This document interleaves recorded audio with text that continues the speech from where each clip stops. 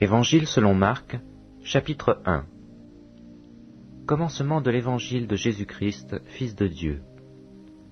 Selon ce qui est écrit dans Isaïe le prophète, « Voici, j'envoie devant toi mon messager, qui préparera ton chemin. C'est la voix de celui qui crie dans le désert, « Préparez le chemin du Seigneur, aplanissez ses sentiers. » Jean parut, baptisant dans le désert et prêchant le baptême de repentance pour la rémission des péchés. Tout le pays de Judée et tous les habitants de Jérusalem se rendaient auprès de lui, et confessant leurs péchés, ils se faisaient baptiser par lui dans le fleuve du Jourdain. Jean avait un vêtement de poil de chameau et une ceinture de cuir autour des reins. Il se nourrissait de sauterelles et de miel sauvage. Il prêchait, disant, « Il vient après moi celui qui est plus puissant que moi, et je ne suis pas digne de délier en me baissant la courroie de ses souliers. Moi, je vous ai baptisé d'eau, lui, il vous baptisera du Saint-Esprit. » En ce temps-là, Jésus vint de Nazareth en Galilée. Il fut baptisé par Jean dans le Jourdain. Au moment où il sortait de l'eau, il vit les cieux s'ouvrir et l'Esprit descendre sur lui comme une colombe. Et une voix fit entendre des cieux cette parole. « Tu es mon Fils bien-aimé, en toi j'ai mis mon affection. » Aussitôt l'Esprit poussa Jésus dans le désert, où il passa 40 jours, tenté par Satan. Il était avec les bêtes sauvages, et les anges le servaient. Après que Jean eut été livré, Jésus alla dans la Galilée, prêchant l'évangile de Dieu. Il disait, « Le temps est accompli, et le royaume de Dieu est proche. Repentez-vous et croyez à la bonne nouvelle. » Comme il passait le long de la mer de Galilée, il vit Simon et André, frères de Simon, qui jetaient un filet dans la mer, car ils étaient pêcheurs. Jésus leur dit, « Suivez-moi, et je vous ferai pêcheurs d'hommes. » Aussitôt, ils laissèrent leur filet et le suivirent. Étant allé un peu plus loin, il vit Jacques, fils de Zébédée, et Jean son frère, qui eux aussi étaient dans une barque et réparaient les filets. Aussitôt, il les appela, et laissant leur père Zébédée dans la barque avec les ouvriers, ils le suivirent. Ils se rendirent à Capernaum, et le jour du sabbat, Jésus entra dans la synagogue, et il enseigna. Ils étaient frappés de sa doctrine, car il enseignait comme ayant autorité, non pas comme les scribes. Il se trouva dans leur synagogue un homme qui avait un esprit impur et qui s'écria, « Qu'y a-t-il entre nous et toi, Jésus de Nazareth? Tu es venu pour nous perdre. Je sais qui tu es, le Saint de Dieu. » Jésus le menaça, disant, « Tais-toi, et sors de cet homme. » Et l'esprit impur sortit de cet homme en l'agitant avec violence et en poussant un grand cri. Tous furent saisis de stupéfaction, de sorte qu'ils se demandaient les uns aux autres, « Qu'est-ce que ceci? Une nouvelle doctrine? Il commande avec autorité, même aux esprits impurs, et ils lui obéissent. » Et sa renommée se répandit aussitôt dans tous les lieux environnants de la Galilée. En sortant de la synagogue, ils se rendirent avec Jacques et Jean à la maison de Simon et d'André. La belle-mère de Simon était couchée ayant la fièvre, et aussitôt on parla d'elle à Jésus. S'étant approché, il la fit lever en lui prenant la main, et à l'instant la fièvre la quitta, puis elle les servit. Le soir, après le coucher du soleil, on lui amena tous les malades et les démoniaques, et toute la ville était rassemblée devant sa porte. Il guérit beaucoup de gens qui avaient diverses maladies. Il chassa aussi beaucoup de démons, et il ne permettait pas aux démons de parler, parce qu'ils le connaissaient. Vers le matin, pendant qu'il faisait encore très sombre, il se leva, et sortit pour aller dans un lieu désert, où il pria. Simon et ceux qui étaient avec lui se mirent à sa recherche. Et quand ils l'eurent trouvé, ils lui dirent, « Tous te cherchent. » Il leur répondit, « Allons ailleurs, dans les bourgades voisines, afin que j'y prêche aussi, car c'est pour cela que je suis sorti. » Et il alla prêcher dans les synagogues par toute la Galilée, et il chassa les démons. Un lépreux vint à lui, et se jetant à genoux, il lui dit d'un ton suppliant, « Si tu le veux, tu peux me rendre pur. » Jésus, ému de compassion, étendit la main, le toucha et dit, « Je le veux, sois pur. » Aussitôt la lèpre le quitta, et il fut purifié. Jésus le renvoya sur le champ, avec de sévères recommandations, et lui dit, « Garde-toi de rien dire à personne, mais va te montrer au sacrificateur, et offre pour ta purification ce que Moïse a prescrit, afin que cela leur serve de témoignage. » Mais cet homme, s'en étant allé, se mit à publier hautement la chose et à la divulguer, de sorte que Jésus ne pouvait plus entrer publiquement dans une ville. Il se tenait dehors, dans des lieux déserts, et l'on venait à lui de toutes parts. Évangile selon Marc, chapitre 2. Quelques jours après, Jésus revint à Capernaum. On apprit qu'il était à la maison. Et il s'assembla un si grand nombre de personnes que l'espace devant la porte ne pouvait plus le contenir. Il leur annonçait la parole. Des gens vinrent à lui, amenant un paralytique porté par 4 hommes. Comme ils ne pouvaient l'aborder à cause de la foule, ils découvrirent le toit de la maison où il était, et ils descendirent par cette ouverture le lit sur lequel le paralytique était couché. Jésus, voyant leur foi, dit au paralytique, « Mon enfant, tes péchés te sont pardonnés. » Il y avait là quelques scribes qui étaient assis, et qui se disaient au-dedans d'eux, « Comment cet homme parle-t-il ainsi? Il blasphème. Qui peut pardonner les péchés, si ce n'est Dieu seul ?» Jésus, ayant aussitôt connu par son esprit ce qu'ils pensaient au-dedans d'eux, leur dit, « Pourquoi avez-vous de telles pensées dans vos cœurs?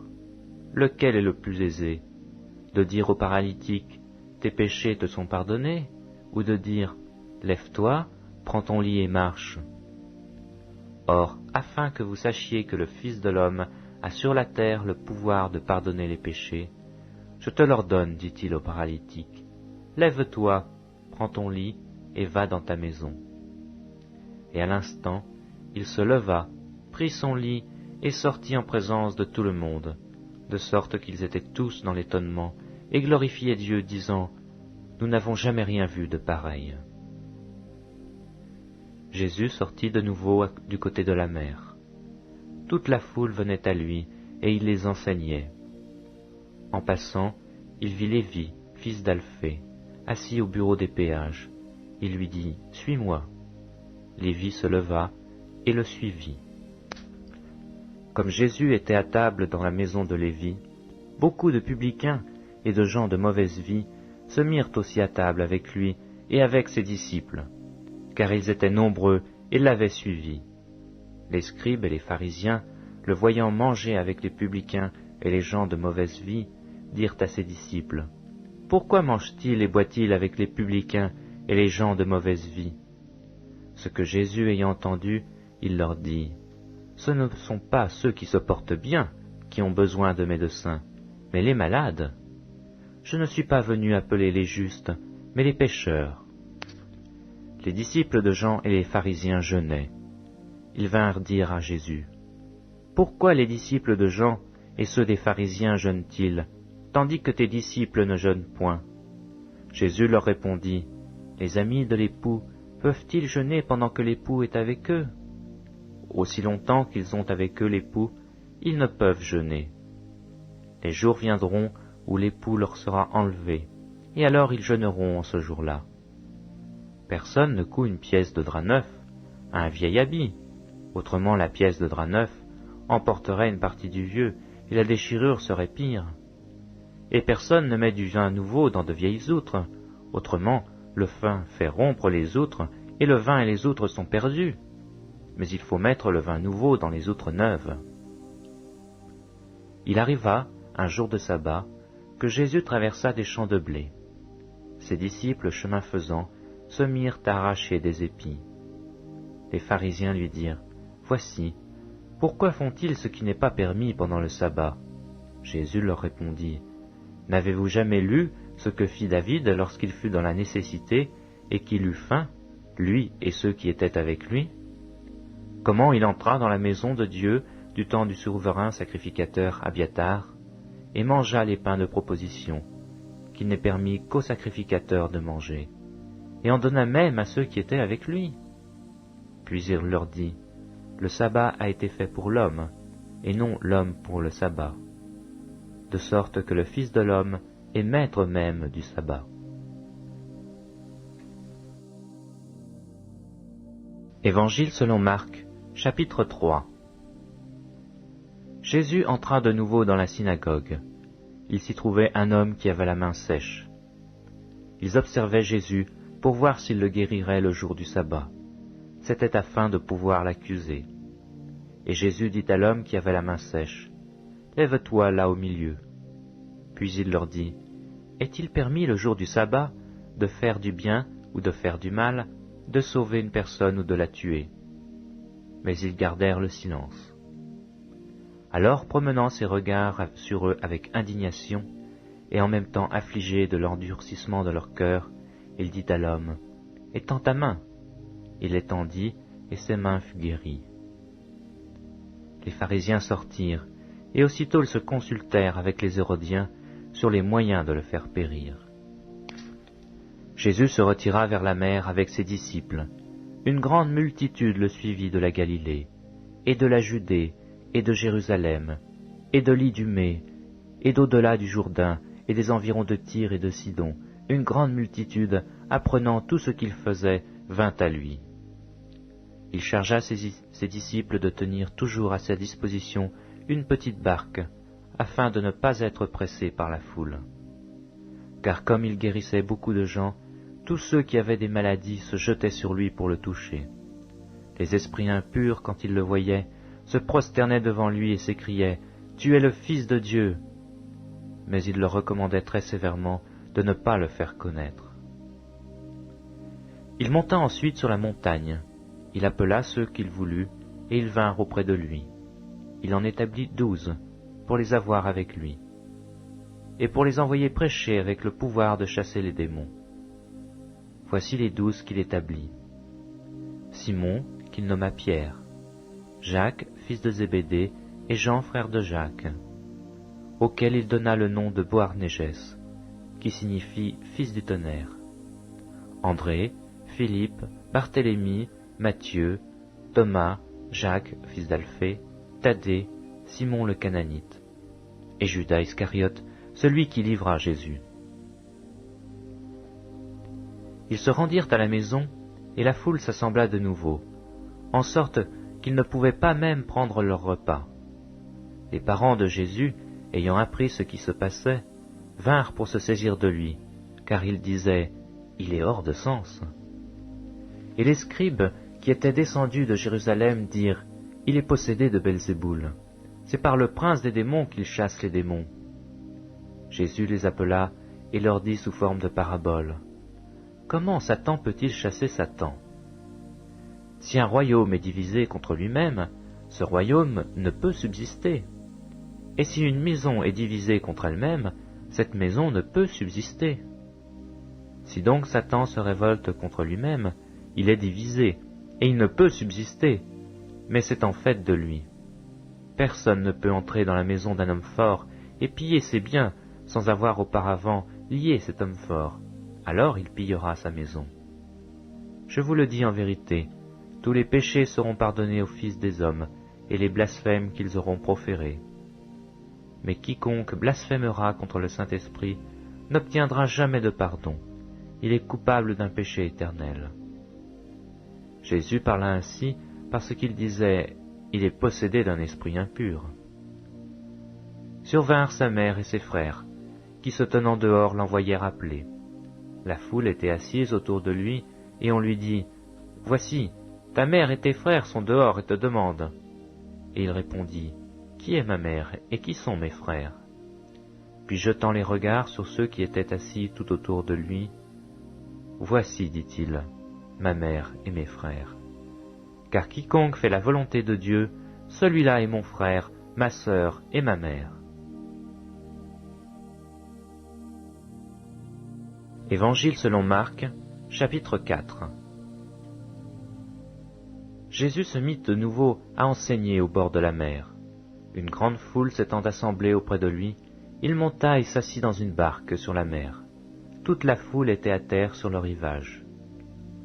Il leur enseigna beaucoup de choses en paraboles, et il leur dit dans son enseignement, « Écoutez, un semeur sortit pour semer. Comme il semait, une partie de la semence tomba le long du chemin. Les oiseaux vinrent et la mangèrent. Une autre partie tomba dans un endroit pierreux, où elle n'avait pas beaucoup de terre. Elle leva aussitôt, parce qu'elle ne trouva pas un sol profond. Mais quand le soleil parut, elle fut brûlée et sécha, faute de racines. Une autre partie tomba parmi les épines. Les épines montèrent et l'étouffèrent, et elle ne donna point de fruits. Une autre partie tomba dans la bonne terre. Elle donna du fruit qui montait et croissait. Et elle rapporta 30, 60 et 100 pour un. Puis il dit, que celui qui a des oreilles pour entendre, entende. Lorsqu'il fut en particulier, ceux qui l'entourèrent avec les 12 l'interrogèrent sur les paraboles. Il leur dit, « C'est à vous qu'a été donné le mystère du royaume de Dieu. Mais pour ceux qui sont dehors, tout se passe en paraboles, afin qu'en voyant, ils voient et n'aperçoivent point, et qu'en entendant, ils entendent et ne comprennent point, de peur qu'ils ne se convertissent et que les péchés ne leur soient pardonnés. » Il leur dit encore, « Vous ne comprenez pas cette parabole? Comment donc comprendrez-vous toutes les paraboles? Le semeur sème la parole. Les uns sont le long du chemin, où la parole est semée. Quand ils l'ont entendue, aussitôt Satan vient et enlève la parole qui a été semée en eux. Les autres, pareillement, reçoivent la semence dans les endroits pierreux. Quand ils entendent la parole, ils la reçoivent d'abord avec joie, mais ils n'ont pas de racine en eux-mêmes. Ils manquent de persistance, et dès que survient une tribulation ou une persécution à cause de la parole, ils y trouvent une occasion de chute. D'autres reçoivent la semence parmi les épines. Ce sont ceux qui entendent la parole, mais en qui les soucis du siècle, la séduction des richesses et l'invasion des autres convoitises étouffent la parole et la rendent infructueuse. D'autres reçoivent la semence dans la bonne terre. Ce sont ceux qui entendent la parole, la reçoivent et portent du fruit, 30, 60 et 100 pour un. Il leur dit encore, « Apporte-t-on la lampe pour la mettre sous le boisseau ou sous le lit? N'est-ce pas pour la mettre sur le chandelier? Car il n'est rien de caché qui ne doive être découvert, rien de secret qui ne doive être mis au jour. Si quelqu'un a des oreilles pour entendre, qu'il entende. » Il leur dit encore, « Prenez garde à ce que vous entendez. On vous mesurera avec la mesure dont vous vous serez servis, et on y ajoutera pour vous. Car on donnera à celui qui a, mais à celui qui n'a pas, on ôtera même ce qu'il a. » Il dit encore, « Il en est du royaume de Dieu, comme quand un homme jette de la semence en terre. Qu'il dorme ou qu'il veille, nuit et jour, la semence germe et croît sans qu'il sache comment. La terre produit d'elle-même, d'abord l'herbe, puis l'épi, puis le grain tout formé dans l'épi. Et dès que le fruit est mûr, on y met la faucille, car la moisson est là. » Il dit encore, « À quoi comparerons-nous le royaume de Dieu? Ou par quelle parabole le représenterons-nous? Il est semblable à un grain de sénévé, qui lorsqu'on le sème en terre, est la plus petite de toutes les semences qui sont sur la terre.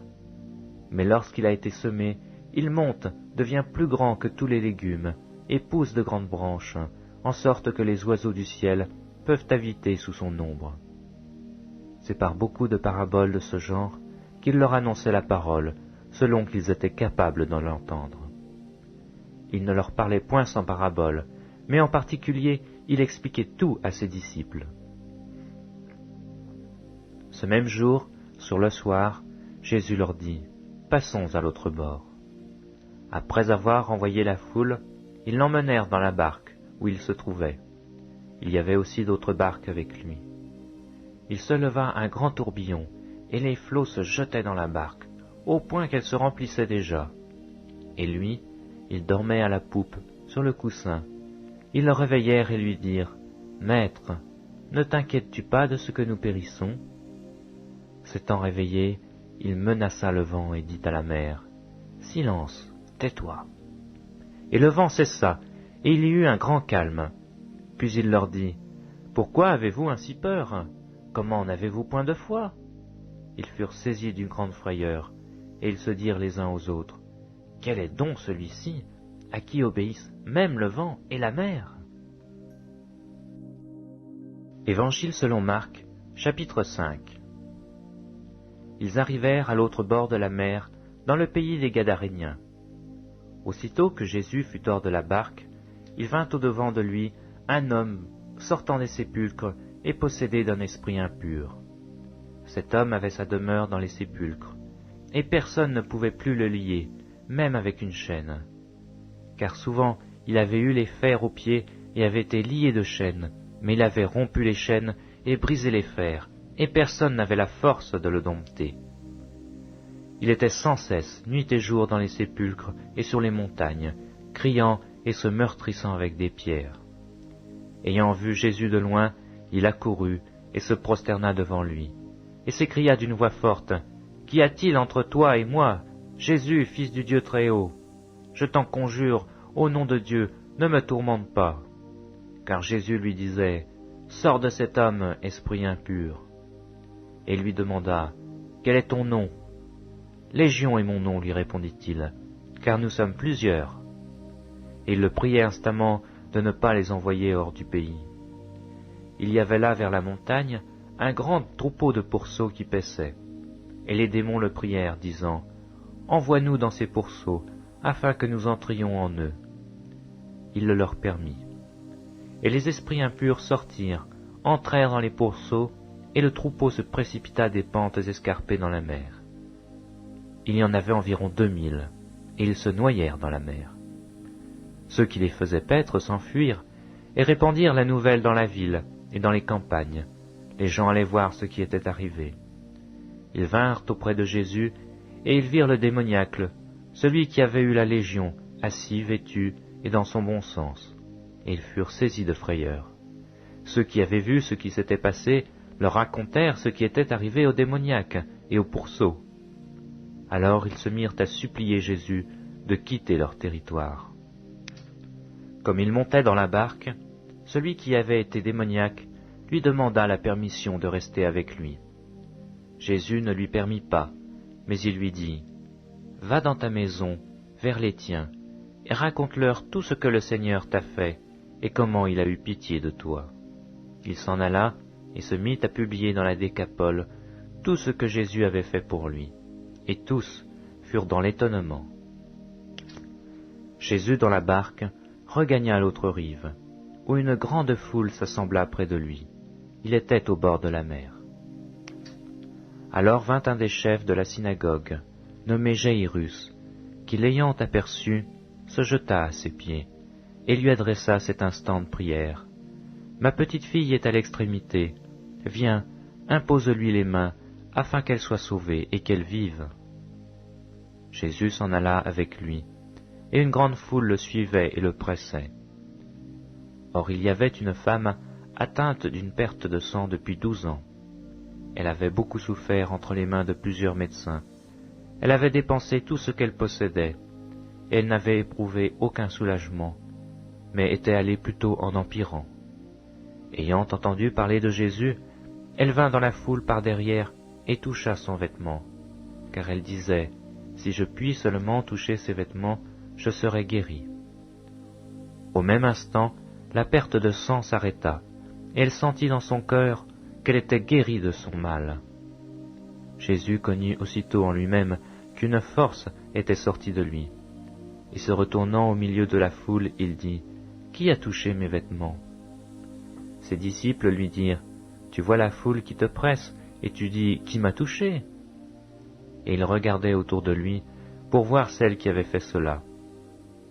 La femme, effrayée et tremblante, sachant ce qui s'était passé en elle, vint se jeter à ses pieds et lui dit toute la vérité.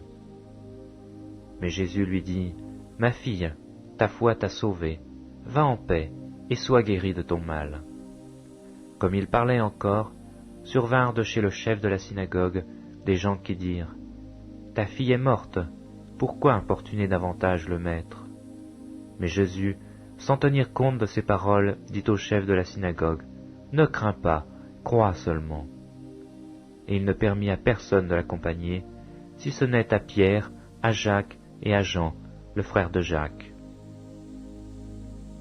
Ils arrivèrent à la maison du chef de la synagogue, où Jésus vit une grande foule bruyante, et des gens qui pleuraient et poussaient de grands cris.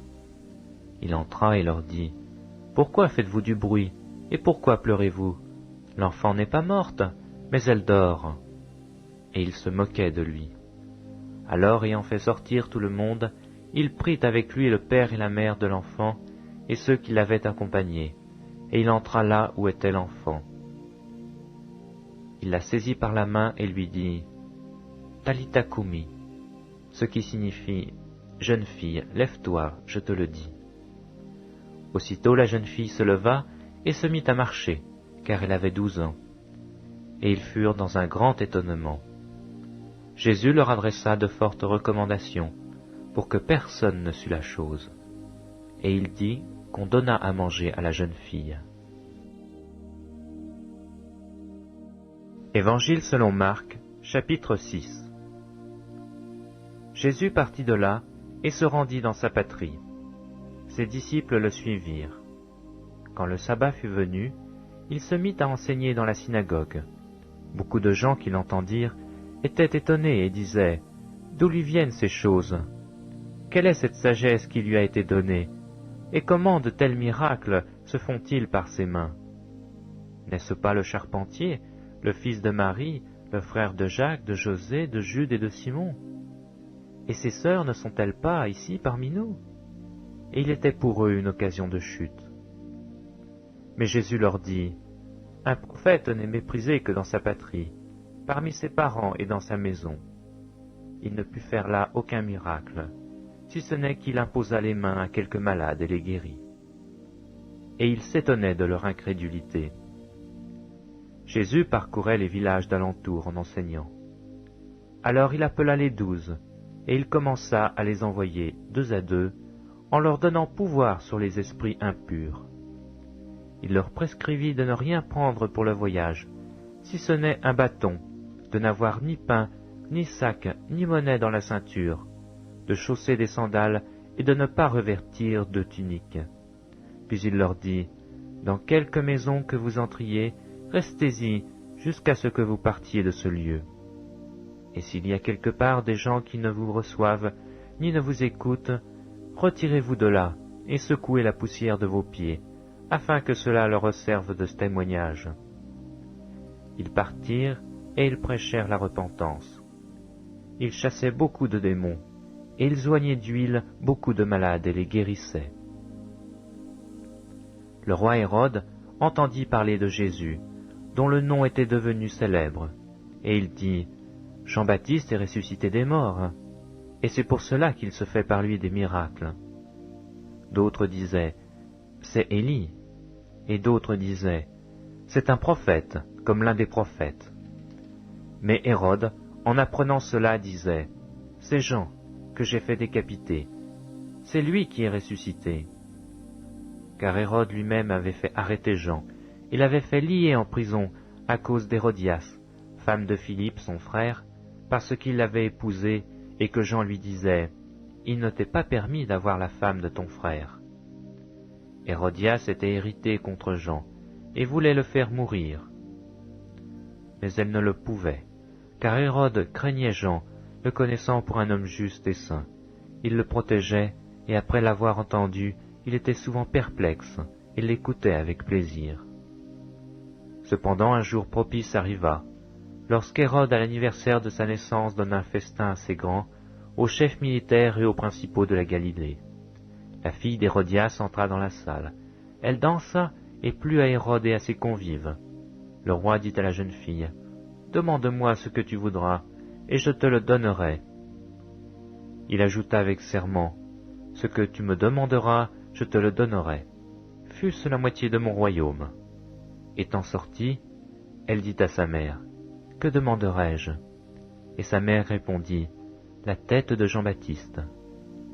Elle s'empressa de rentrer aussitôt vers le roi et lui fit cette demande. « Je veux que tu me donnes à l'instant sur un plat la tête de Jean-Baptiste. » Le roi fut attristé, mais à cause de ses serments et des convives, il ne voulut pas lui faire un refus.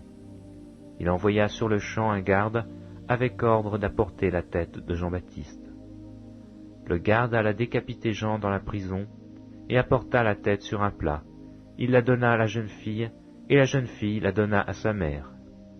Les disciples de Jean, ayant appris cela, vinrent prendre son corps et le mirent dans un sépulcre.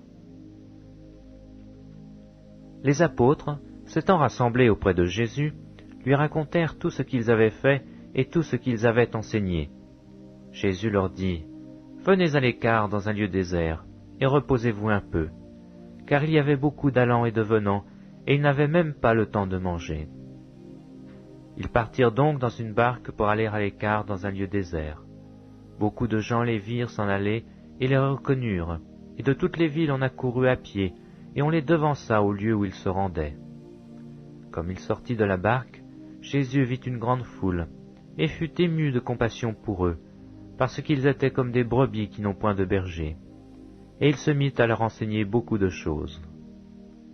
Comme l'heure était déjà avancée, ses disciples s'approchèrent et lui dirent, « Ce lieu est désert, et l'heure est déjà avancée. Renvoie-les, afin qu'ils aillent dans les campagnes et dans les villes des environs, pour s'acheter de quoi manger. » Jésus leur répondit, « Donnez-leur vous-même à manger. » Mais ils lui dirent, « Irons-nous acheter des pains pour 200 deniers, et leur donnerions-nous à manger ?» Il leur dit, « Combien avez-vous de pain? Allez voir. » Ils s'en assurèrent et répondirent, « 5, et 2 poissons. » Alors il leur commanda de les faire tous asseoir par groupes sur l'herbe verte. Et ils s'assirent par rangées de 100 et de 50. Il prit les 5 pains et les 2 poissons, et levant les yeux vers le ciel, il rendit grâce. Puis il rompit les pains et les donna aux disciples, afin qu'ils les distribuassent à la foule. Il partagea aussi les 2 poissons entre tous. Tous mangèrent et furent rassasiés, et l'on emporta 12 paniers pleins de morceaux de pain et de ce qui restait des poissons. Ceux qui avaient mangé les pains étaient 5000 hommes. Aussitôt après, il obligea ses disciples à monter dans la barque, et à passer avant lui de l'autre côté, vers Bethsaïda, pendant que lui-même renverrait la foule. Quand ils l'eurent envoyé, il s'en alla sur la montagne pour prier. Le soir étant venu, la barque était au milieu de la mer, et Jésus était seul à terre. Il vit qu'ils avaient beaucoup de peine à ramer, car le vent leur était contraire. À la 4e veille de la nuit environ, il alla vers eux, marchant sur la mer, et il voulait les dépasser. Quand ils le virent marcher sur la mer, ils crurent que c'était un fantôme, et ils poussèrent des cris, car ils le voyaient tous, et ils étaient troublés. Aussitôt Jésus leur parla et leur dit, « Rassurez-vous, c'est moi, n'ayez pas peur. » Puis il monta vers eux dans la barque, et le vent cessa. Ils furent en eux-mêmes tous stupéfaits et remplis d'étonnement, car ils n'avaient pas compris le miracle des pains, parce que leur cœur était endurci. Après avoir traversé la mer, ils vinrent dans le pays de Génézareth, et ils abordèrent. Quand ils furent sortis de la barque, les gens, ayant aussitôt reconnu Jésus, parcoururent tous les environs, et l'on se mit à apporter les malades sur des lits, partout où on l'apprenait qu'il était. En quelque lieu qu'il arriva, dans les villages, dans les villes ou dans les campagnes, on mettait les malades sur les places publiques, et on le priait de leur permettre seulement de toucher le bord de son vêtement, et tous ceux qui le touchaient étaient guéris. Évangile selon Marc, chapitre 7. Les pharisiens et quelques scribes, venus de Jérusalem, s'assemblèrent auprès de Jésus. Ils virent quelques-uns de ses disciples prendre leur repas avec des mains impures, c'est-à-dire non lavées. Or les pharisiens et tous les juifs ne mangent pas sans être lavés soigneusement les mains, conformément à la tradition des anciens. Et quand ils reviennent de la place publique, ils ne mangent qu'après s'être purifiés.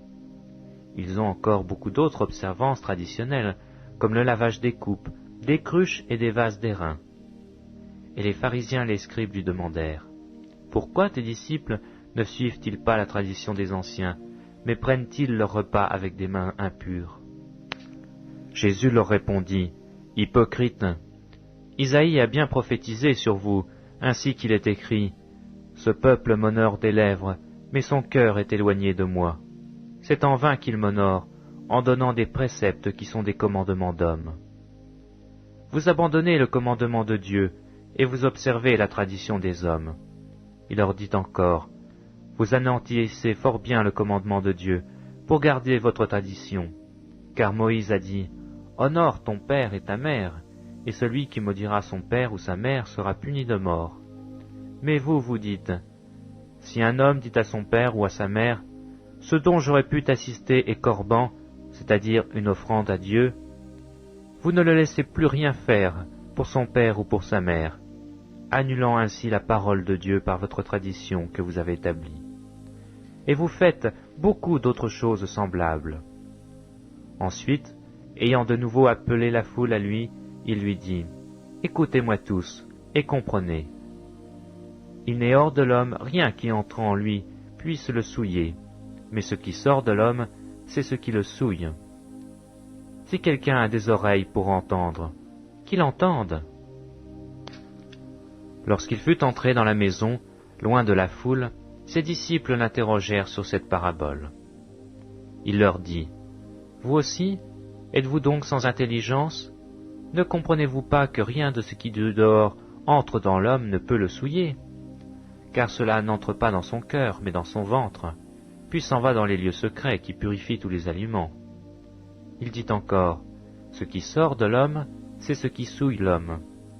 Car c'est du dedans, c'est du cœur des hommes que sortent les mauvaises pensées, les adultères, les impudicités, les meurtres, les vols, les cupidités, les méchancetés, la fraude, le dérèglement, le regard envieux, la calomnie, l'orgueil, la folie. Toutes ces choses mauvaises sortent du dedans et souillent l'homme. » Jésus étant parti de là, s'en alla dans le territoire de Tyr et de Sidon. Il entra dans une maison, désirant que personne ne le sût, mais il ne put rester caché. Car une femme, dont la fille était possédée d'un esprit impur, entendit parler de lui, et vint se jeter à ses pieds. Cette femme était grecque, syrophénicienne d'origine. Elle le pria de chasser le démon hors de sa fille. Jésus lui dit, « Laisse d'abord les enfants se rassasier, car il n'est pas bien de prendre le pain des enfants et de le jeter aux petits chiens. » « Oui, Seigneur, lui répondit-elle, mais les petits chiens sous la table mangent les miettes des enfants. » Alors il lui dit, « À cause de cette parole, va, le démon est sorti de ta fille. » Et quand elle entra dans sa maison, elle trouva l'enfant couché sur le lit, le démon étant sorti. Jésus quitta le territoire de Tyr et revint par Sidon vers le pays de la Galilée, en traversant le pays de la Décapole. On lui amena un sourd, qui avait de la difficulté à parler, et on le pria de lui imposer les mains. Il le prit à part, loin de la foule, lui mit les doigts dans les oreilles, et lui toucha la langue avec sa propre salive. Puis leva les yeux au ciel, il soupira et dit, « Ephphatha », c'est-à-dire, « Ouvre-toi ». Aussitôt ses oreilles s'ouvrirent, sa langue se délia, et il parla très bien. Jésus leur recommanda de n'en parler à personne, mais plus il leur recommanda, plus ils le publièrent. Ils étaient dans le plus grand étonnement et disaient, « Il a fait tout à merveille, même il fait entendre les sourds et parler les muets. » Évangile selon Marc, chapitre 8. En ces jours-là, une foule nombreuse s'étant de nouveau réunie, et n'ayant pas de quoi manger, Jésus appela les disciples et leur dit, « Je suis ému de compassion pour cette foule, car voilà 3 jours qu'ils sont près de moi, et ils n'ont rien à manger. Si je les renvoie chez eux à jeun, les forces leur manqueront en chemin, car quelques-uns d'entre eux sont venus de loin. » Ses disciples lui répondirent, « Comment pourrait-on les rassasier de pain ici dans un lieu désert ?» Jésus leur demanda, « Combien avez-vous de pain ?» « 7, répondirent-ils. Alors il fit asseoir la foule par terre, prit les 7 pains, et après avoir rendu grâce, il les rompit, et les donna à ses disciples pour les distribuer. Et ils les distribuèrent à la foule. Ils avaient encore quelques petits poissons, et Jésus ayant rendu grâce, les fit aussi distribuer. Ils mangèrent et furent rassasiés, et l'on emporta 7 corbeilles pleines des morceaux qui restaient. Ils étaient environ 4000. Ensuite, Jésus les renvoya. Aussitôt, il monta dans la barque avec ses disciples, et se rendit dans la contrée de Dalmanuta. Les pharisiens survinrent et se mirent à discuter avec Jésus, et pour l'éprouver, lui demandèrent un signe venant du ciel. Jésus, soupirant profondément en son esprit, dit, « Pourquoi cette génération demande-t-elle un signe? Je vous le dis en vérité, il ne sera point donné de signe à cette génération. » Puis il les quitta et remonta dans la barque pour passer à l'autre bord. Les disciples avaient oublié de prendre des pains. Il n'en avait qu'un seul avec eux dans la barque. Jésus leur fit cette recommandation. « Gardez-vous avec soin du levain des pharisiens et du levain d'Hérode. » Les disciples raisonnaient entre eux et disaient, « C'est parce que nous n'avons pas de pain. » Jésus, l'ayant connu, leur dit, « Pourquoi raisonnez-vous sur ce que vous n'avez pas de pain? Êtes-vous encore sans intelligence et ne comprenez-vous pas? Avez-vous le cœur endurci? Ayant des yeux, vous ne voyez pas, ayant des oreilles, n'entendez-vous pas? Et n'avez-vous point de mémoire? Quand j'ai rompu les 5 pains pour les 5000 hommes, combien de paniers pleins de morceaux avez-vous emportés? 12, lui répondirent-ils. Et quand j'ai rompu les 7 pains pour les 4000 hommes, combien de corbeilles pleines de morceaux avez-vous emportés? 7, répondirent-ils. Et il leur dit, ne comprenez-vous pas encore? Ils se rendirent à Bethsaïda, et on amena vers Jésus un aveugle, qu'on le pria de toucher. Il prit l'aveugle par la main, et le conduisit hors du village. Puis il lui mit de la salive sur les yeux, lui imposa les mains, et lui demanda s'il voyait quelque chose. Il regarda et dit, « J'aperçois les hommes, mais j'en vois comme des arbres, et qui marchent. » Jésus lui mit de nouveau les mains sur les yeux, et quand l'aveugle regarda fixement, il fut guéri, et vit tout distinctement. Alors Jésus le renvoya dans sa maison, en disant, « N'entre pas au village. » Jésus s'en alla avec ses disciples, dans les villages de Césarée de Philippe, et il leur fit en chemin cette question, « Qui dit-on que je suis ?» Ils répondirent, « Jean-Baptiste, les autres, Élie, les autres, l'un des prophètes. » Et vous, leur demanda-t-il, « Qui dites-vous que je suis ?» Pierre lui répondit, « Tu es le Christ. » Jésus leur recommanda sévèrement de ne dire cela de lui à personne. Alors il commença à leur apprendre qu'il fallait que le Fils de l'homme souffrit beaucoup, qu'il fût rejeté par les anciens, par les principaux sacrificateurs et par les scribes, qu'il fut mis à mort et qu'il ressuscita 3 jours après. Il leur disait ces choses ouvertement, et Pierre, l'ayant pris à part, se mit à le reprendre. Mais Jésus, se retournant et regardant ses disciples, réprimanda Pierre et dit, « Arrière de moi, Satan, car tu ne conçois pas les choses de Dieu, tu n'as que des pensées humaines. » Puis, ayant appelé la foule avec ses disciples, il leur dit, « Si quelqu'un veut venir après moi, qu'il renonce à lui-même, qu'il se charge de sa croix et qu'il me suive. Car celui qui voudra sauver sa vie la perdra, mais celui qui perdra sa vie à cause de moi et de la bonne nouvelle la sauvera. Et que sert-il à un homme de gagner tout le monde s'il perd son âme? Que donnerait un homme en échange de son âme? Car quiconque aura honte de moi et de mes paroles au milieu de cette génération adultère et pécheresse, le Fils de l'homme aura aussi honte de lui, quand il viendra dans la gloire de son Père avec les saints anges. » Évangile selon Marc, chapitre 9. Il leur dit encore, « Je vous le dis en vérité, quelques-uns de ceux qui sont ici ne mourront point, qu'ils n'aient vu le royaume de Dieu venir avec puissance. » 6 jours après, Jésus prit avec lui Pierre, Jacques et Jean, et il les conduisit seuls à l'écart sur une haute montagne. Il fut transfiguré devant eux. Ses vêtements devinrent resplendissants, et d'une telle blancheur qu'il n'est pas de foulon sur la terre qui puisse blanchir ainsi. Élie et Moïse leur apparurent, s'entretenant avec Jésus. Pierre, prenant la parole, dit à Jésus, « Rabbi, il est bon que nous soyons ici. Dressons 3 tentes, une pour toi, une pour Moïse et une pour Élie. » Car ils ne savaient que dire, l'effroi les ayant saisis. Une nuée vint les couvrir, et de la nuée sortit une voix. « Celui-ci est mon Fils bien-aimé, écoutez-le. » Aussitôt les disciples regardèrent tout autour, et ils ne virent que Jésus seul avec eux. Comme ils descendaient de la montagne, Jésus leur recommanda de ne dire à personne ce qu'ils avaient vu, jusqu'à ce que le Fils de l'homme fût ressuscité des morts. Ils retinrent cette parole, se demandant entre eux ce que c'est de ressusciter entre les morts. Les disciples lui firent cette question. « Pourquoi les scribes disent-ils qu'il faut qu'Élie vienne premièrement ?» Il leur répondit, « Élie viendra premièrement, et rétablira toutes choses. Et pourquoi est-il écrit du Fils de l'homme qu'il doit souffrir beaucoup et être méprisé?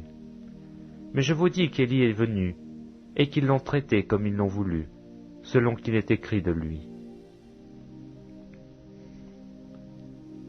Lorsqu'ils furent arrivés près des disciples, ils virent autour d'eux une grande foule, et des scribes qui discutaient avec eux. Dès que la foule vit Jésus, elle fut surprise, et on accourut pour le saluer. Il leur demanda, « Sur quoi discutez-vous avec eux ?» Et un homme de la foule lui répondit, « Maître, j'ai amené auprès de toi mon fils, qui est possédé d'un esprit muet. En quelque lieu qu'il le saisisse, il le jette par terre, l'enfant écume, grince des dents et devient tout raide. J'ai prié tes disciples de chasser l'esprit, et ils n'ont pas pu. » « Race incrédule, leur dit Jésus, jusqu'à quand serai-je avec vous? Jusqu'à quand vous supporterai-je? Amenez-le-moi. » On le lui amena. Et aussitôt que l'enfant vit Jésus, l'esprit l'agita avec violence, il tomba par terre et se roulait en écumant. Jésus demanda au Père, « Combien y a-t-il de temps que cela lui arrive ?» Depuis son enfance, répondit-il. Et souvent l'esprit l'a jeté dans le feu et dans l'eau pour le faire périr. Mais si tu peux quelque chose, viens à notre secours, aie compassion de nous.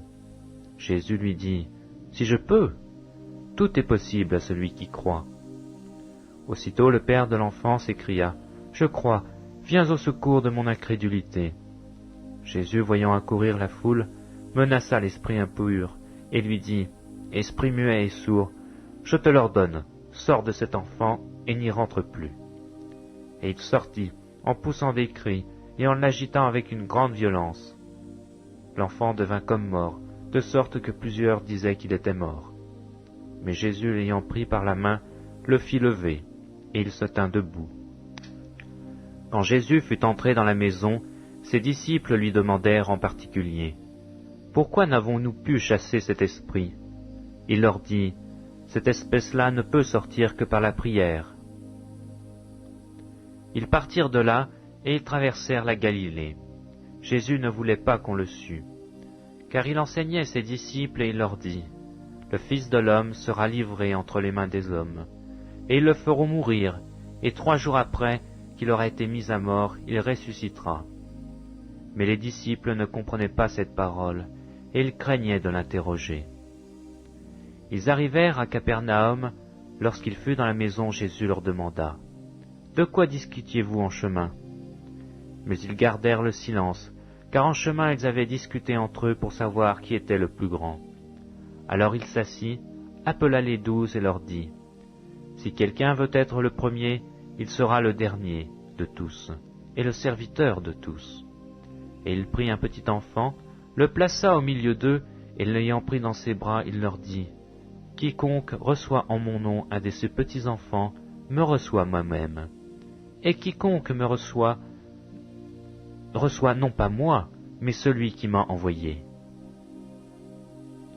Jean lui dit, « Maître, nous avons vu un homme qui chasse des démons en ton nom, et nous l'avons empêché parce qu'il ne nous suit pas. » »« Ne l'empêchez pas, répondit Jésus, car il n'est personne qui, faisant un miracle en mon nom, puisse aussitôt après parler mal de moi. Qui n'est pas contre nous est pour nous. Et quiconque vous donnera à boire un verre d'eau en mon nom, parce que vous appartenez à Christ, je vous le dis en vérité, il ne perdra point sa récompense. Mais si quelqu'un scandalisait un de ces petits qui croient, il vaudrait mieux pour lui qu'on lui mît au cou une grosse meule de moulin et qu'on le jetât dans la mer. Si ta main est pour toi une occasion de chute, coupe-la. Mieux vaut pour toi entrer manchot dans la vie que d'avoir les deux mains et d'aller dans la géhenne, dans le feu qui ne s'éteint point. Si ton pied est pour toi une occasion de chute, coupe-le. Mieux vaut pour toi entrer boiteux dans la vie que d'avoir les deux pieds et d'être jeté dans la géhenne, dans le feu qui ne s'éteint point. Et si ton œil est pour toi une occasion de chute, arrache-le. Mieux vaut pour toi entrer dans le royaume de Dieu, n'ayant qu'un œil, que d'avoir deux yeux et d'être jeté dans la géhenne, où leur ver ne meurt point et où le feu ne s'éteint point. Car tout homme sera salé de feu. Le sel est une bonne chose, mais si le sel devient sans saveur, avec quoi l'assaisonnerez-vous? Ayez du sel en vous-même, et soyez en paix les uns avec les autres. Évangile selon Marc, chapitre 10. Jésus étant parti de là, se rendit dans le territoire de la Judée, au-delà du Jourdain. La foule s'assembla de nouveau près de lui, et selon sa coutume, il se mit encore à l'enseigner. Les pharisiens l'abordèrent, et pour l'éprouver, ils lui demandèrent s'il est permis à un homme de répudier sa femme. Il leur répondit, « Que vous a prescrit Moïse ?» « Moïse, dirent-ils, a permis d'écrire une lettre de divorce et de répudier. » Et Jésus leur dit, « C'est à cause de la dureté de votre cœur que Moïse vous a donné ce précepte. Mais au commencement de la création, Dieu fit l'homme et la femme. C'est pourquoi l'homme quittera son père et sa mère, et s'attachera à sa femme, et les deux deviendront une seule chair. Ainsi ils ne seront plus deux, mais ils sont une seule chair. Que l'homme donc ne sépare pas ce que Dieu a joint. » Lorsqu'ils furent dans la maison, les disciples l'interrogèrent encore là-dessus. Il le dit, « Celui qui répudie sa femme et qui en épouse une autre, commet un adultère à son égard. Et si une femme quitte son mari et en épouse un autre, elle commet un adultère. » On lui amena des petits enfants, afin qu'il les touchât. Mais les disciples reprirent ceux qui les amenaient. Jésus, voyant cela, fut indigné, et leur dit, « Laissez venir à moi les petits enfants, et ne les empêchez pas, car le royaume de Dieu est pour ceux qui leur ressemblent. Je vous le dis en vérité, quiconque ne recevra pas le royaume de Dieu comme un petit enfant n'y entrera point. » Puis il les prit dans ses bras et les bénit en leur imposant les mains. Comme Jésus se mettait en chemin, un homme accourut, et se jetant à genoux devant lui, « Bon maître, lui demanda-t-il, que dois-je faire pour hériter la vie éternelle ?» Jésus lui dit, « Pourquoi m'appelles-tu le bon? Il n'y a de bon que Dieu seul. Tu connais les commandements. Tu ne commettras point d'adultère, tu ne tueras point, tu ne déroberas point, tu ne diras point de faux témoignages, tu ne feras tort à personne, honore ton père et ta mère. » Il lui répondit, « Maître, j'ai observé toutes ces choses dès ma jeunesse. » Jésus, l'ayant regardé, l'aima et lui dit, « Il te manque une chose. Va, vends tout ce que tu as, donne-le aux pauvres, et tu auras un trésor dans le ciel. Puis viens et suis-moi. » Mais affligé de cette parole, cet homme s'en alla tout triste, car il avait de grands biens. Jésus, regardant autour de lui, dit à ses disciples, « Qu'il sera difficile à ceux qui ont des richesses d'entrer dans le royaume de Dieu. » Les disciples furent étonnés de ce que Jésus parlait ainsi. Et reprenant, il leur dit, « Mes enfants, qu'il est difficile à ceux qui se confinent dans leur richesse d'entrer dans le royaume de Dieu. Il est plus facile à un chameau de passer par le trou d'une aiguille qu'à un riche d'entrer dans le royaume de Dieu. » Les disciples furent encore plus étonnés, et ils se dirent les uns les autres, « Et qui peut être sauvé ?» Jésus le regarda et dit, « Cela est impossible aux hommes, mais non à Dieu, car tout est possible à Dieu. »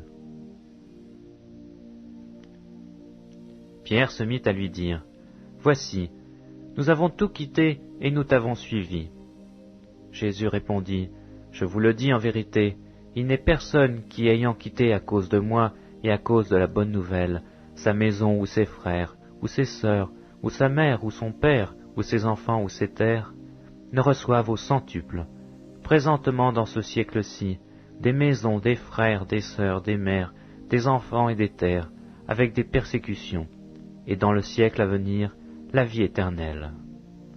Plusieurs des premiers seront les derniers, et plusieurs des derniers seront les premiers. » Ils étaient en chemin pour monter à Jérusalem, et Jésus allait au-devant d'eux. Les disciples étaient troublés, et le suivaient avec crainte. Et Jésus prit de nouveau les 12 auprès de lui, et commença à leur dire ce qui devait lui arriver. « Voici, nous montons à Jérusalem, et le Fils de l'homme sera livré aux principaux sacrificateurs et aux scribes. Ils le condamneront à mort, et ils le livreront aux païens, qui se moqueront de lui, cracheront sur lui, le battront de verge et le feront mourir, et 3 jours après, il ressuscitera. » Les fils de Zébédée, Jacques et Jean, s'approchèrent de Jésus et lui dirent, « Maître, nous voudrions que tu fisses pour nous ce que nous te demanderons. » Il leur dit, « Que voulez-vous que je fasse pour vous ?» « Accorde-nous, lui dirent-ils, d'être assis l'un à ta droite et l'autre à ta gauche, quand tu seras dans ta gloire. » Jésus leur répondit, « Vous ne savez ce que vous me demandez. Pouvez-vous boire la coupe que je dois boire, ou être baptisé du baptême dont je dois être baptisé ? » Nous le pouvons, dirent-ils.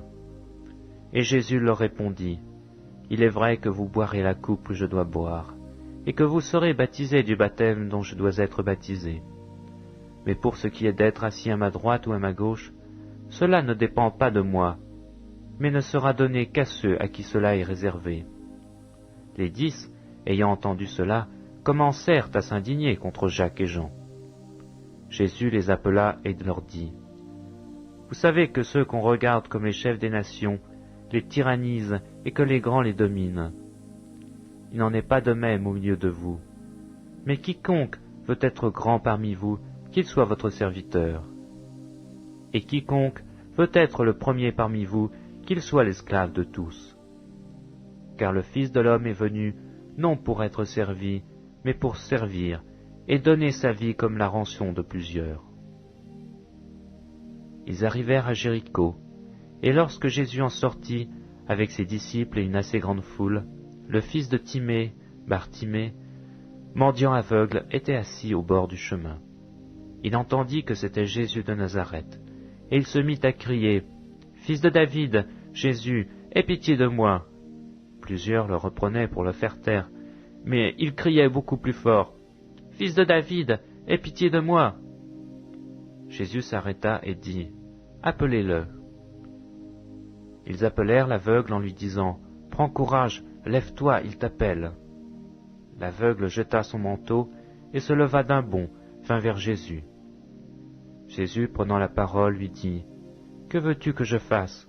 « Rabouni, lui répond l'aveugle, « que je recouvre la vue. » Et Jésus lui dit, « Va, ta foi t'a sauvé. » Aussitôt il recouvra la vue et suivit Jésus dans le chemin.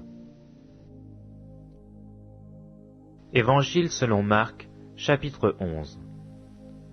Lorsqu'ils approchèrent de Jérusalem et qu'ils furent près de Bethphagée de Béthanie, vers la montagne des Oliviers, Jésus envoya 2 de ses disciples en leur disant, « Allez au village qui est devant vous, dès que vous y serez entrés, vous trouverez un ânon attaché, sur lequel aucun homme ne s'est encore assis. Détachez-le et amenez-le. Si quelqu'un vous dit, « Pourquoi faites-vous cela ?» répondez, « Le Seigneur en a besoin, et à l'instant il le laissera venir. » Les disciples étant allés, trouvèrent l'ânon attaché dehors, près d'une porte, au contour du chemin, et ils le détachèrent. Quelques-uns de ceux qui étaient là leur dirent, « Que faites-vous? Pourquoi détachez-vous cet ânon ?» Ils répondirent comme Jésus l'avait dit, et on les laissa aller. Ils amenèrent à Jésus l'ânon sur lequel ils jetèrent leurs vêtements, et Jésus s'assit dessus. Beaucoup de gens étendirent leurs vêtements sur le chemin, et d'autres des branches qu'ils coupèrent dans des champs.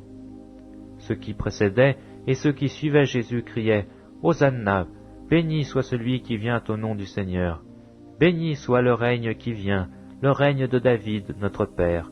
Hosanna dans les lieux très hauts. » Jésus entra à Jérusalem dans le temple. Quand il eut tout considéré, comme il était déjà tard, il s'en alla à Béthanie avec les 12.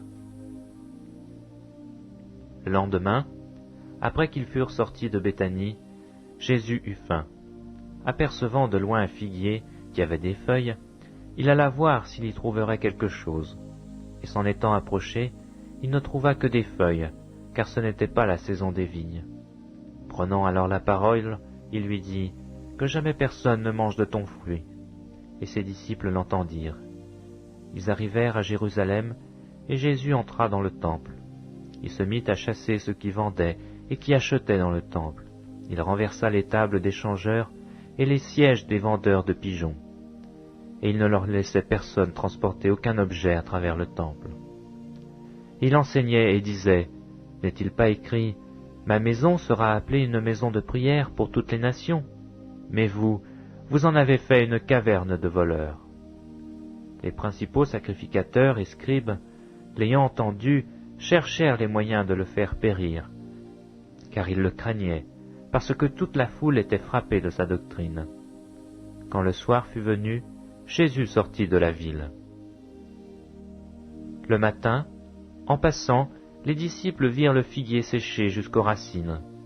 Pierre, se rappelant ce qui s'était passé, dit à Jésus, « Rabbi, regarde, le figuier que tu as maudit a séché. » Jésus prit la parole et leur dit, « Ayez foi en Dieu. Je vous le dis en vérité, si quelqu'un dit à cette montagne, « Ôte-toi de là et jette-toi dans la mer », et s'il ne doute point en son cœur, mais croit que ce qu'il dit arrive, il le verra s'accomplir. C'est pourquoi je vous dis, tout ce que vous demanderez en priant, croyez que vous l'avez reçu, et vous le verrez s'accomplir. Et lorsque vous êtes debout, faisant votre prière, si vous avez quelque chose contre quelqu'un, pardonnez, afin que votre Père qui est dans les cieux vous pardonne aussi vos offenses. Mais si vous ne pardonnez pas, votre Père qui est dans les cieux ne vous pardonnera pas non plus de vos offenses. » Ils se rendirent de nouveau à Jérusalem, et pendant que Jésus se promenait dans le temple, les principaux sacrificateurs, les scribes et les anciens vinrent à lui et lui dirent, « Par quelle autorité fais-tu ces choses? Et qui t'a donné l'autorité de les faire ?» Jésus leur répondit, « Je vous adresserai aussi une question. Répondez-moi, et je vous dirai par quelle autorité je fais ces choses. Le baptême de Jean, venait-il du ciel ou des hommes? Répondez-moi. » Mais ils raisonnèrent ainsi entre eux. Si nous répondons du ciel, il dira, « Pourquoi donc n'avez-vous pas cru en lui? » Et si nous répondons des hommes, ils craignaient le peuple, car tous tenaient réellement Jean pour un prophète. Alors ils répondirent à Jésus, « Nous ne savons. » Et Jésus leur dit, « Moi non plus, je ne vous dirai pas par quelle autorité je fais ces choses. » Évangile selon Marc, chapitre 12. Jésus se mit ensuite à leur parler en parabole. Un homme planta une vigne, il l'entoura d'une haie, creusa un pressoir et bâtit une tour. Puis il la ferma des vignerons et quitta le pays. Au temps de la récolte, il envoya un serviteur vers les vignerons, pour recevoir d'eux une part du produit de la vigne. S'étant saisis de lui, ils le battirent et le renvoyèrent à vide. Il envoya de nouveau vers eux un autre serviteur. Ils le frappèrent à la tête et l'outragèrent. Il en envoya un troisième, qu'ils tuèrent, puis plusieurs autres, qu'ils battirent ou tuèrent. Il avait encore un fils bien-aimé.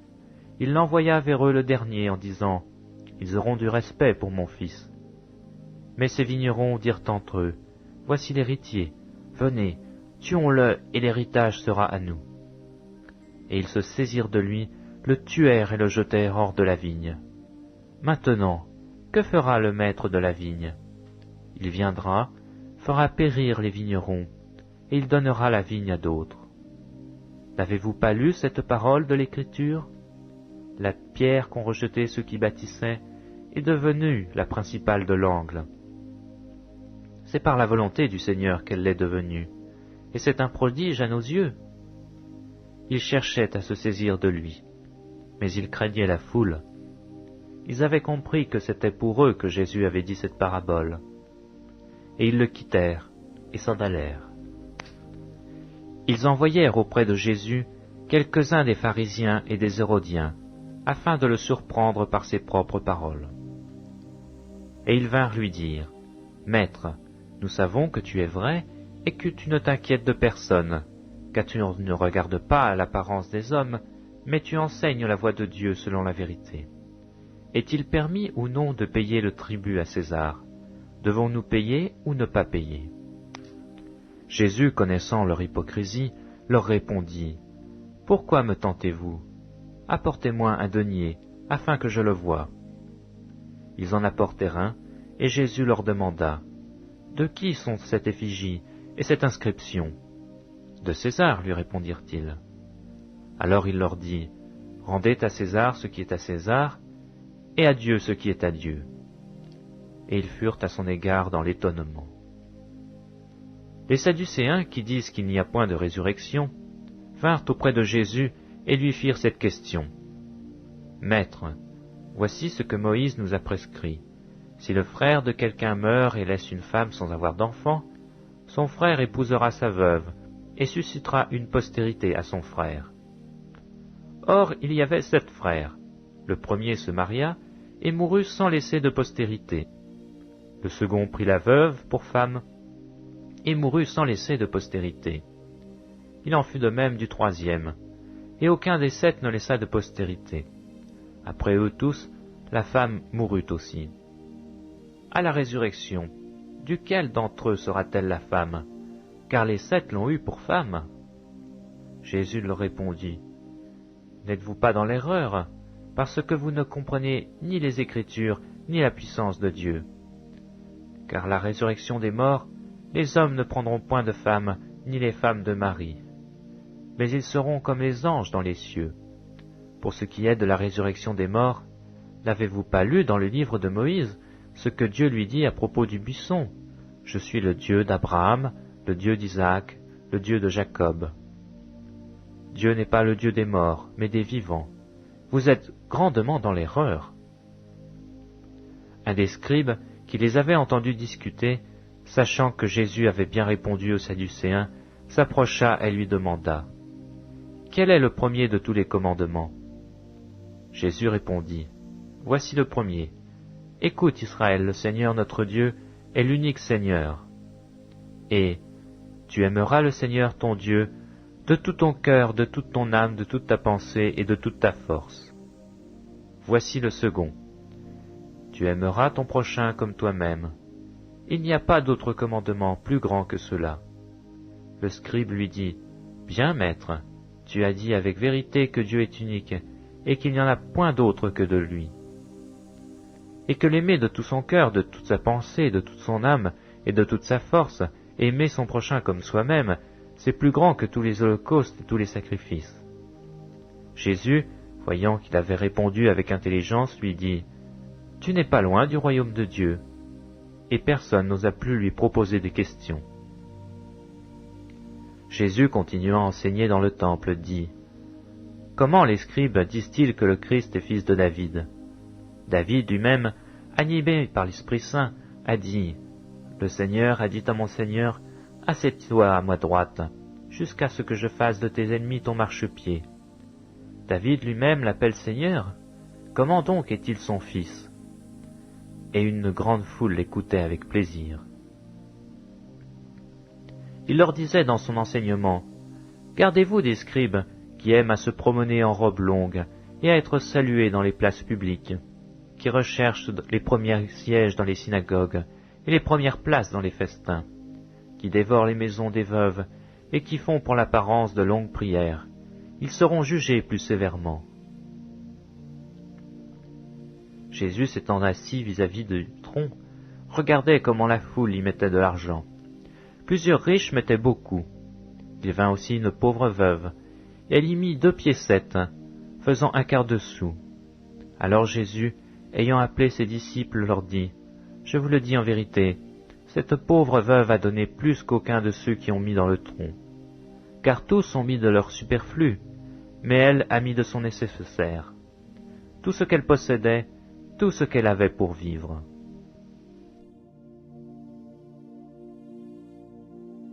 Évangile selon Marc, chapitre 13. Lorsque Jésus sortit du temple, un de ses disciples lui dit, « Maître, regarde quelle pierre et quelle construction !» Jésus lui répondit, « Vois-tu ces grandes constructions ? Il ne restera pas pierre sur pierre qui ne soit renversée. » Il s'assit sur la montagne des Oliviers, en face du temple. Et Pierre, Jacques, Jean et André lui firent en particulier cette question. « Dis-nous quand cela arrivera-t-il, et à quel signe connaîtra-t-on que toutes ces choses vont s'accomplir ?» Jésus se mit alors à leur dire, « Prenez garde que personne ne vous séduise, car plusieurs viendront sous mon nom disant, « C'est moi », et ils séduiront beaucoup de gens. Quand vous entendrez parler de guerre et de bruit de guerre, ne soyez pas troublés, car il faut que ces choses arrivent. Mais ce ne sera pas encore la fin. Une nation s'élèvera contre une nation, et un royaume contre un royaume. Il y aura des tremblements de terre en divers lieux, et il y aura des famines. Ce ne sera que le commencement des douleurs. Prenez garde à vous-même, on vous livrera aux tribunaux, et vous serez battus de verges dans les synagogues. Vous comparaîtrez devant des gouverneurs et devant les rois à cause de moi, pour leur servir de témoignage. Il faut premièrement que la bonne nouvelle soit prêchée à toutes les nations. Quand on vous emmènera pour vous livrer, ne vous inquiétez pas d'avance de ce que vous aurez à dire, mais dites ce qui vous sera donné à l'heure même. Car ce n'est pas vous qui parlerez, mais l'Esprit Saint. Le frère livrera son frère à la mort, et le père son enfant, et les enfants se soulèveront contre leurs parents, et les feront mourir. Vous serez haïs de tous à cause de mon nom, mais celui qui persévérera jusqu'à la fin sera sauvé. Lorsque vous verrez l'abomination de la désolation établie là où elle ne doit pas être, alors que celui qui lit fasse attention, que ceux qui sont en Judée fuient dans les montagnes, que celui qui sera sur le toit ne descende pas et n'entre pas pour prendre quelque chose dans sa maison, et que celui qui sera dans les champs ne retourne pas en arrière pour prendre son manteau. Malheur aux femmes qui seront enceintes et à celles qui allaiteront ce jour-là. Priez pour que ces choses n'arrivent pas en hiver, car la détresse en ces jours sera telle qu'il n'y en a point eu de semblable depuis le commencement du monde que Dieu a créé jusqu'à présent, et il n'y en aura jamais. Et si le Seigneur n'avait abrégé ces jours, personne ne serait sauvé, mais il les a abrégés à cause des élus qu'il a choisis. Si quelqu'un vous dit alors, « Le Christ est ici » ou « Il est là », ne le croyez pas. Car il s'élèvera de faux Christ et de faux prophètes. Ils feront des prodiges et des miracles pour séduire les élus s'il était possible. Soyez sur vos gardes, je vous ai tout annoncé d'avance. Mais dans ces jours, après cette détresse, le soleil s'obscurcira, la lune ne donnera plus sa lumière, les étoiles tomberont du ciel, et les puissances qui sont dans les cieux seront ébranlées. Alors on verra le Fils de l'homme, venant sur les nuées avec une grande puissance et une gloire. Alors il enverra les anges, et il rassemblera les élus des 4 vents, de l'extrémité de la terre jusqu'à l'extrémité du ciel. Instruisez-vous par une comparaison tirée du figuier. Dès que ses branches deviennent tendres et que les feuilles poussent, vous connaissez que l'été est proche. De même, quand vous verrez que ces choses sont arrivées, sachez que le Fils de l'homme est proche, à la porte. Je vous le dis en vérité, cette génération ne passera point que tout cela n'arrive. Le ciel et la terre passeront, mais mes paroles ne passeront pas. Pour ce qui est du jour ou de l'heure, personne ne le sait, ni les anges dans le ciel, ni le Fils, mais le Père seul. Prenez garde, veillez et priez, car vous ne savez pas quand ce temps viendra. Il en sera comme d'un homme qui partant pour un voyage laisse sa maison, remet l'autorité à ses serviteurs, indique à chacun sa tâche, et ordonne au portier de veiller. Veillez donc, car vous ne savez quand viendra le maître de la maison, ou le soir, ou au milieu de la nuit, ou au chant du coq, ou le matin. Craignez qu'il ne vous trouve endormis à son arrivée soudaine. Ce que je vous dis, je le dis à tous. Veillez. Évangile selon Marc, chapitre 14. La fête de Pâques et des pains sans levain devait avoir lieu 2 jours après. Les principaux sacrificateurs et les scribes cherchaient les moyens d'arrêter Jésus par ruse et de le faire mourir, car ils disaient que ce ne soit pas pendant la fête, afin qu'il n'y ait pas de tumulte parmi le peuple. Comme Jésus était à Béthanie, dans la maison de Simon le lépreux, une femme entra pendant qu'il se trouvait à table. Elle tenait un vase d'albâtre, qui renfermait un parfum de nard pur de grand prix, et ayant rompu le vase, elle répandit le parfum sur la tête de Jésus. Quelques-uns exprimèrent entre eux leur indignation. « À quoi bon perdre ce parfum? On aurait pu le vendre plus de 300 deniers et les donner aux pauvres. » Et ils s'irritaient contre cette femme. Mais Jésus dit, « Laissez-la. Pourquoi lui faites-vous de la peine? Elle a fait une bonne action à mon égard. Car vous avez toujours les pauvres avec vous, et vous pouvez leur faire du bien quand vous le voulez. Mais vous ne m'avez pas toujours. Elle a fait ce qu'elle a pu. Elle a d'avance embaumé mon cœur pour la sépulture. Je vous le dis en vérité, partout où la bonne nouvelle sera prêchée dans le monde entier, on racontera aussi en mémoire de cette femme ce qu'elle a fait. » Judas Iscariote, l'un des 12, alla vers les principaux sacrificateurs afin de leur livrer Jésus. Après l'avoir entendu, ils furent dans la joie et promirent de lui donner de l'argent. Et Judas cherchait une occasion favorable pour le livrer. Le premier jour des pains sans levain, où l'on immolait la Pâque, les disciples de Jésus lui dirent, « Où veux-tu que nous allions te préparer la Pâque ?» Et il envoya 2 de ses disciples et leur dit, « Allez à la ville, vous rencontrerez un homme portant une cruche d'eau, suivez-le. Quelque part qu'il entre, dites au maître de maison, « Le maître dit, où est le lieu où je mangerai la Pâque avec mes disciples ?» Et il vous montrera une grande chambre haute, meublée et toute prête. C'est là que vous nous préparerez la Pâque. » Les disciples partirent, arrivèrent à la ville et trouvèrent les choses comme il leur avait dit, et ils préparèrent la Pâque. Le soir étant venu, il arriva avec les 12. Pendant qu'ils étaient à table et qu'ils mangeaient, Jésus dit, « Je vous le dis en vérité, l'un de vous qui mange avec moi me livrera. » Ils commencèrent à s'attrister et à lui dire l'un après l'autre, « Est-ce moi ?» Il leur répondit, « C'est l'un des 12 qui met avec moi la main dans le plat. » Le Fils de l'homme s'en va selon ce qui est écrit de lui. Mais malheur à l'homme par qui le Fils de l'homme est livré. Mieux vaudrait pour cet homme qu'il ne fût pas né. Pendant qu'il mangeait, Jésus prit du pain, et après avoir rendu grâce, il le rompit, et le leur donna en disant, « Prenez, ceci est mon corps. » Il prit ensuite une coupe, et après avoir rendu grâce, il la leur donna, et ils en burent tous. Et il leur dit, « Ceci est mon sang, le sang de l'alliance qui est répandu pour plusieurs. Je vous le dis en vérité, je ne boirai plus du fruit de la vigne jusqu'au jour où je le boirai nouveau dans le royaume de Dieu. » Après avoir chanté les cantiques, ils se rendirent à la montagne des Oliviers. Jésus leur dit, « Vous serez tous scandalisés, car il est écrit, « Je frapperai le berger, et les brebis seront dispersées. » Mais après que je serai ressuscité, je vous précéderai en Galilée. Pierre lui dit, « Quand tous seraient scandalisés, je ne serai pas scandalisé. » Et Jésus lui dit, « Je te le dis en vérité, toi, aujourd'hui, cette nuit même, avant que le coq chante 2 fois, tu me renieras 3 fois. » Mais Pierre reprit plus fortement, « Quand il me faudrait mourir avec toi, je ne te renierai pas. » Et tous dirent la même chose. Ils allèrent ensuite dans un lieu appelé Gethsémané. Et Jésus dit à ses disciples, « Asseyez-vous ici pendant que je prierai. » Il prit avec lui Pierre, Jacques et Jean, et il commença à éprouver de la frayeur et des angoisses.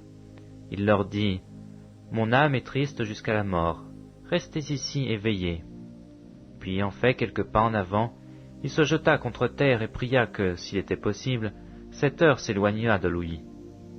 Il disait, « Abba, Père, toutes choses te sont possibles, éloigne de moi cette coupe. Toutefois, non pas ce que je veux, mais ce que tu veux. » Et il vint vers les disciples qu'il trouva endormis, et il dit à Pierre, « Simon, tu dors?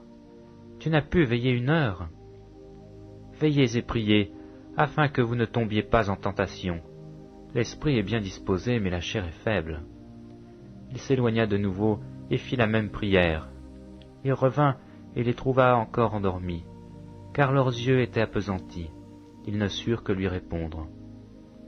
Il revint pour la 3e fois et leur dit, « Dormez maintenant et reposez-vous. C'est assez, l'heure est venue. Voici, le Fils de l'homme est livré aux mains des pécheurs. Levez-vous, allons. Voici celui qui me livre s'approche. » Et aussitôt comme il parlait encore, arriva Judas, l'un des 12, et avec lui une foule armée d'épées et de bâtons, envoyés par les principaux sacrificateurs, par les scribes et par les anciens. Celui qui le livrait leur avait donné ce signe, « Celui que je baiserai, c'est lui, saisissez-le et emmenez-le sûrement. » Dès qu'il fut arrivé, il s'approcha de Jésus disant, « Rabbi », et il le baisa. Alors ces gens mirent la main sur Jésus et le saisirent. Un de ceux qui étaient là, tirant l'épée, frappa le serviteur du souverain sacrificateur et lui emporta l'oreille. Jésus, prenant la parole, leur dit, « Vous êtes venus comme après un brigand, avec des épées et des bâtons, pour vous emparer de moi. J'étais tous les jours parmi vous, enseignant dans le temple, et vous ne m'avez pas saisi, mais c'est afin que les Écritures soient accomplies. » Alors tous l'abandonnèrent et prirent la fuite. Un jeune homme le suivait. N'ayant sur le corps qu'un drap, on se saisit de lui. Mais il lâcha son vêtement et se sauva tout nu. Ils emmenèrent Jésus chez le souverain sacrificateur, où s'assemblèrent tous les principaux sacrificateurs, les anciens et les scribes. Pierre le suivit de loin, jusque dans l'intérieur de la cour du souverain sacrificateur. Il s'assit avec les serviteurs, et il se chauffait près du feu. Les principaux sacrificateurs et tout le Sanhédrin cherchaient un témoignage contre Jésus pour le faire mourir, et ils n'en trouvaient point, car plusieurs rendaient de faux témoignages contre lui, mais les témoignages ne s'accordaient pas. Quelques-uns se levèrent et portèrent un faux témoignage contre lui, disant, « Nous l'avons entendu dire, je détruirai ce temple fait de main d'homme, et en 3 jours j'en bâtirai un autre, qui ne sera pas fait de main d'homme. » Même sur ce point-là, leur témoignage ne s'accordait pas. Alors le souverain sacrificateur, se levant au milieu de l'assemblée, interrogea Jésus, et dit, « Ne réponds-tu rien? Qu'est-ce que ces gens déposent contre toi ?» Jésus garda le silence, et ne répondit rien. Le souverain sacrificateur l'interrogea de nouveau et lui dit, « Es-tu le Christ, le Fils du Dieu béni ?» Jésus répondit, « Je le suis. Et vous verrez le Fils de l'homme, assis à la droite de la puissance de Dieu, et venant sur les nuées du ciel. » Alors le souverain sacrificateur déchira ses vêtements et dit, « Qu'avons-nous encore besoin de témoins? Vous avez entendu le blasphème? Que vous en semble ?» Tous le condamnèrent comme méritant la mort. Et quelques-uns se mirent à cracher sur lui, à lui voiler le visage et à le frapper à coups de poing, en disant, « Devine !»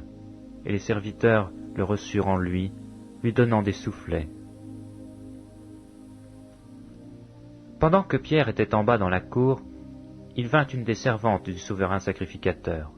Voyant Pierre qui se chauffait, elle le regarda et lui dit, « Toi aussi tu étais avec Jésus de Nazareth. » Il le nia, disant, « Je ne sais pas, je ne comprends pas ce que tu veux dire. » Puis il sortit pour aller dans le vestibule, et le coq chanta. La servante, l'ayant vu, se mit de nouveau à dire à ceux qui étaient présents, « Celui-ci est de ces gens-là. » Et il le nia de nouveau.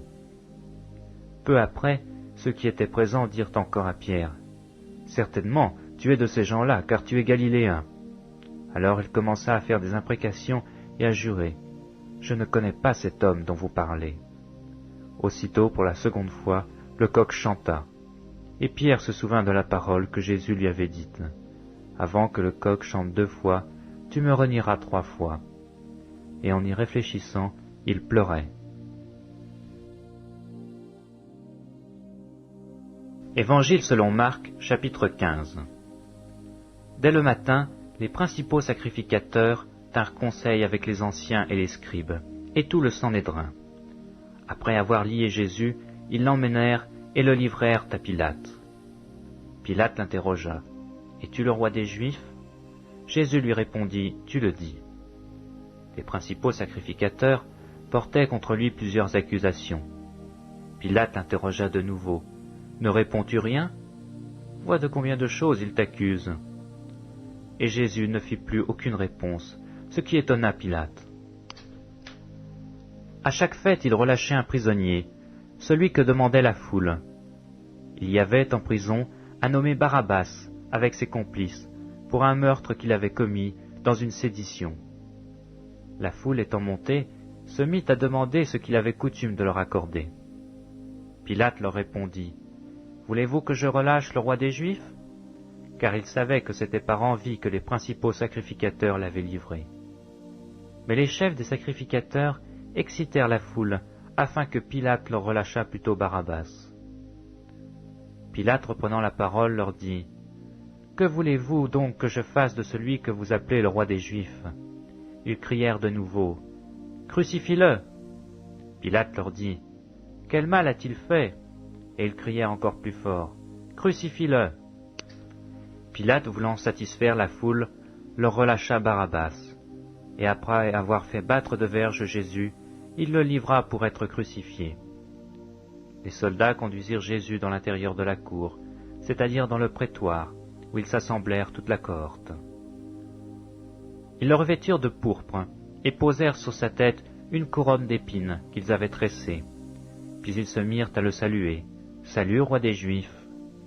Et ils lui frappaient la tête avec un roseau, crachaient sur lui, et fléchissant les genoux, ils se prosternaient devant lui. Après s'être ainsi moqués de lui, ils lui ôtèrent la pourpre, lui remirent ses vêtements, et l'emmenèrent pour le crucifier. Ils forcèrent à porter la croix de Jésus un passant qui revenait des champs, Simon de Cyrène, père d'Alexandre et de Rufus. Et ils conduisirent Jésus au lieu nommé Golgotha, ce qui signifie « lieu du crâne ». Ils lui donnèrent à boire du vin mêlé de myrrhe, mais il ne le prit pas. Ils le crucifièrent et se partagèrent ses vêtements en tirant au sort pour savoir ce que chacun aurait. C'était la 3e heure quand ils le crucifièrent. L'inscription indiquant le sujet de sa condamnation portait ces mots, « Le roi des Juifs ». Ils crucifièrent avec lui 2 brigands, l'un à sa droite et l'autre à sa gauche. Ainsi fut accompli ce que dit l'Écriture, il a été mis au nombre des malfaiteurs. Les passants l'injuriaient et secouaient la tête en disant, « Hé, toi qui détruis le temple et qui le rebâtis en 3 jours, sauve-toi toi-même en descendant de la croix. » Les principaux sacrificateurs aussi, avec les scribes, se moquaient entre eux et disaient, « Il a sauvé les autres, et il ne peut se sauver lui-même. Que le Christ, le roi d'Israël, descende maintenant de la croix, afin que nous voyions et que nous croyions. » Ceux qui étaient crucifiés avec lui l'insultaient aussi. La 6e heure étant venue, il y eut des ténèbres sur toute la terre jusqu'à la 9e heure. Et à la 9e heure, Jésus s'écria d'une voix forte, « Eloi, Eloi, lama sabachthani » ce qui veut dire, « Mon Dieu, pourquoi m'as-tu abandonné ?» Quelques-uns de ceux qui étaient là l'ayant entendu dirent, « Voici, il appelle Élie. » Et l'un d'eux courut remplir une éponge de vinaigre, et l'ayant fixé à un roseau, il lui donna à boire, en disant, « Laissez. Voyons si Élie viendra le descendre. » Mais Jésus, ayant poussé un grand cri, expira. Le voile du temple se déchira en 2, depuis le haut jusqu'en bas. Le centenier qui était en face de Jésus, voyant qu'il avait expiré de la sorte, dit, « Assurément, cet homme était fils de Dieu. » Il y avait aussi des femmes qui regardaient de loin. Parmi elles était Marie de Magdala, Marie mère de Jacques le mineur, et de José, et Salomé. qui le suivaient le servaient lorsqu'il était en Galilée, et plusieurs autres qui étaient montés avec lui à Jérusalem. Le soir étant venu, comme c'était la préparation, c'est-à-dire la veille du sabbat, arriva Joseph d'Arimathée, conseiller de distinction, qui lui-même attendait aussi le royaume de Dieu. Il osa se rendre vers Pilate pour demander le corps de Jésus. Pilate s'étonna qu'il fût mort si tôt, fit venir le centenier et lui demanda s'il était mort depuis longtemps. S'en étant assuré par le centenier, il donna le corps à Joseph. Et Joseph, ayant acheté un linceul, descendit Jésus de la croix, l'enveloppa du linceul, et le déposa dans un sépulcre, taillé dans le roc. Puis il roula une pierre à l'entrée du sépulcre. Marie de Magdala et Marie, mère de José, regardaient où on le mettait. Évangile selon Marc, chapitre 16. Lorsque le sabbat fut passé, Marie de Magdala, Marie mère de Jacques et Salomé achetèrent des aromates afin d'aller embaumer Jésus. Le premier jour de la semaine, elles se rendirent au sépulcre de grand matin, comme le soleil venait de se lever. Elles disaient entre elles, « Qui nous roulera la pierre loin de l'entrée du sépulcre ?» Et levant les yeux, elles aperçurent que la pierre, qui était très grande, avait été roulée. Elles entrèrent dans le sépulcre, virent un jeune homme assis à droite, vêtu d'une robe blanche, et elles furent épouvantées. Il leur dit, « Ne vous épouvantez pas, vous cherchez Jésus de Nazareth, qui a été crucifié. Il est ressuscité. Il n'est point ici. Voici le lieu où on l'avait mis. Mais allez dire à ses disciples et à Pierre qu'il vous précède en Galilée. C'est là que vous le verrez, comme il vous l'a dit. » Elles sortirent du sépulcre et s'enfuirent. La peur et le trouble les avaient saisies, et elles ne dirent rien à personne à cause de leur effroi. Jésus, étant ressuscité le matin du premier jour de la semaine, apparut d'abord à Marie de Magdala, de laquelle il avait chassé 7 démons. Elle alla emporter la nouvelle à ceux qui avaient été avec lui, et qui s'affligeaient et pleuraient. Quand ils entendirent qu'il vivait et qu'elle l'avait vu, ils ne le crurent point. Après cela, il apparut sous une autre forme, à 2 d'entre eux qui étaient en chemin pour aller à la campagne. Ils revinrent l'annoncer aux autres, qui ne le crurent pas non plus. Enfin, il apparut aux 11, pendant qu'ils étaient à table. Il leur reprocha leur incrédulité et la dureté de leur cœur, parce qu'ils n'avaient pas cru ceux qui l'avaient vu ressusciter. Puis il leur dit, « Allez par tout le monde, et prêchez la bonne nouvelle à toute la création. Celui qui croira et qui sera baptisé sera sauvé, mais celui qui ne croira pas sera condamné. Voici les miracles qui accompagneront ceux qui auront cru. En mon nom, ils chasseront les démons, ils parleront de nouvelles langues, ils saisiront des serpents, s'ils boivent quelque breuvage mortel, il ne leur fera point de mal. Ils imposeront les mains aux malades, et les malades seront guéris. » Le Seigneur, après leur avoir parlé, fut enlevé au ciel, et il s'assit à la droite de Dieu. Et ils s'en allèrent prêcher partout. Le Seigneur travaillait avec eux, et confirmait la parole par les miracles qui l'accompagnaient.